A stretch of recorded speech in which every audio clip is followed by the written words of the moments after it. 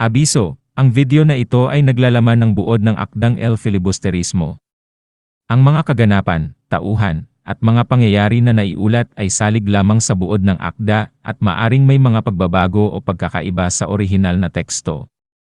Hinihikayat namin ang mga manonood na basahin ang orihinal na akda upang masuri at maunawaan ng lubos ang mga konteksto at mensahe ng kwento. Ang pag-unawa sa buong akda ay maaring mag-iba depende sa interpretasyon ng bawat isa. Maraming salamat sa inyong pangunawa.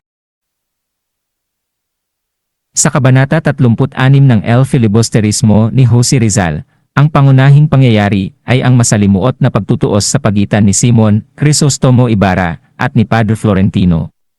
Narito ang buod ng kabanatang ito. Nang pumunta si Simon kay Padre Florentino, ipinakita niya dito ang mga pagbabago sa kanyang buhay.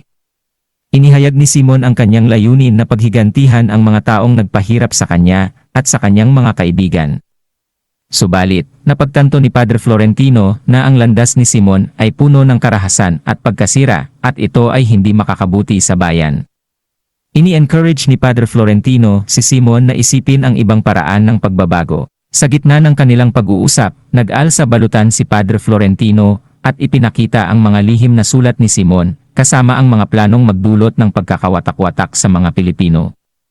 Ipinahayag ni Padre Florentino ang kanyang takot na ang mga plano ni Simon ay magdulot lamang ng mas malalim na hirap at kaguluhan sa bayan. Hinamon ni Padre Florentino si Simon na maghinayang sa kanyang mga plano at isipin ang totoong kahulugan ng pagmamahal sa bayan.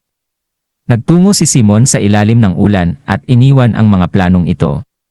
Inihanda niya ang kanyang bangkay at ang mga lihim na dokumento upang masunog sa pagkamatay niya. Sa huli, namatay si Simon at sa kanyang kamatayan, napagtanto niya ang kabiguang magdala ng pagbabago sa pamamagitan ng karahasan.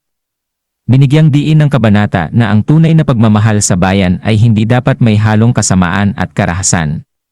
Ipinakita rin ito ang pagpapakumbaba at pagbabago ng puso ni Simon bago siya pumanaw. Sa Kabanata 36 ng El Filibusterismo, ipinalaganap ni Rizal ang mensahe na ang tunay na pagmamahal sa bayan ay dapat na nagmumula sa pagmamahal at pag-aalay ng sarili para sa kabutihan ng lahat, hindi lamang para sa pansariling interes o paghihiganti.